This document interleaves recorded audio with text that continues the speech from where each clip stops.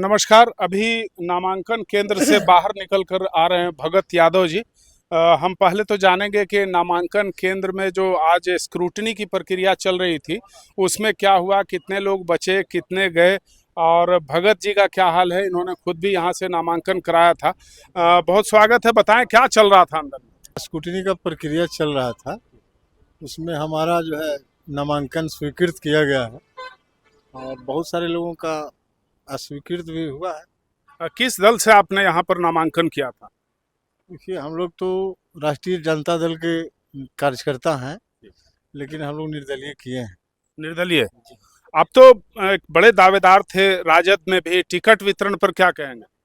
तो टिकट वितरण पर सवाल ये होता है कि जो जिला के नेता है महागठबंधन का, वो कुछ गलत कार्यों में लिप्त हो गए हैं। जो ओरिजिनल कार्यकर्ता है राष्ट्रीय जनता दल का, जिनका हक बनता है टिकट का, वैसे लोगों को छटनी किया गया है।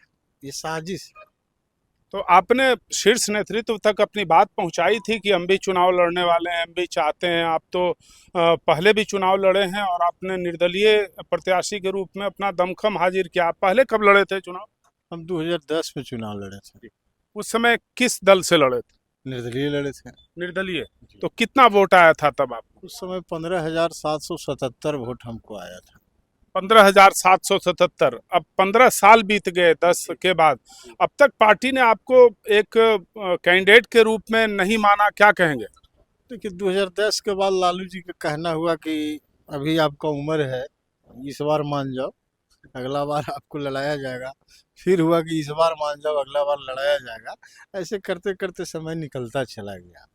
हमने इस बार कहा तेजस्वी यादव जी से कि भाई, वहाँ आबादी यादव और मुसलमानों का मुख्य रूप से है, आप दो में से किसी एक को आप टिकट दे सकते हैं, हम लोग उनको जिता करके भेजने का काम करेंगे। लेकिन कुछ नकलची सम्राट है यहाँ गया जिला में, वो जो है ऐसे सारे लोगों को परेशान करके रखा है और राष्ट्रीय जनता दल को दीमक की तरह चाटने का काम कर रहा है। अपने जीतेंगे कि नहीं, इसका भी ये नकलची सम्राट, आपका इशारा सुरेंद्र यादव की तरफ है क्या? लेकिन नाम नहीं लेना चाहेंगे, लेकिन आप समझिए सकते हैं कि कौन है नकली सम्राट, जिनको खुद जीतने का हिसाब किताब पक्का नहीं है, लेकिन दूसरे का कद को छोटा करना है, इसको दबा देना है, उसको सता देना है।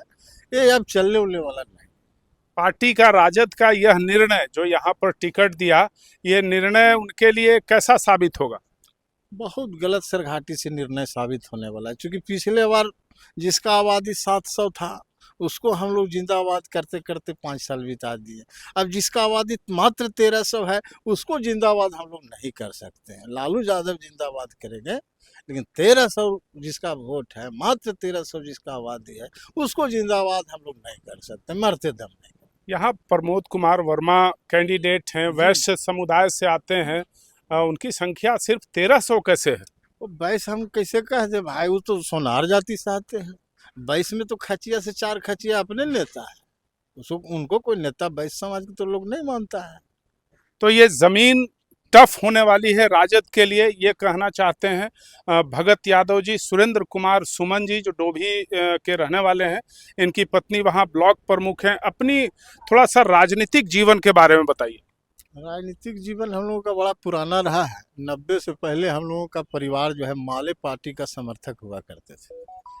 90 में जब मुख्यमंत्री लालू प्रसाद यादव बने, उसके बाद से हम लोग पूरे परिवार लालू जी के साथ हैं। आपके भाई थे जिनकी प्रतिमा डोभी में लगी हुई है, थोड़ा उनके बारे में बताइए। हाँ, शहीद बलराम यादव हमारे बड़े भाई हैं। सन 1994 में उनका हत्या किया गया था। तो ये थे भगत यादव जी। ये चुनाव में शामिल हुए हैं शेरघाटी कंस्टिट्यूएंसी से, और 15 साल के बाद फिर एक निर्दलीय उम्मीदवार के रूप में ये मैदान में आए हैं। एक बार 2010 में 15,000 से ज़्यादा वोट लाकर इन्होंने अपनी उपयोगिता, अपना समर्थन, अपनी पॉपुलैरिटी साबित की थी। दूसरी बार भी आए हैं।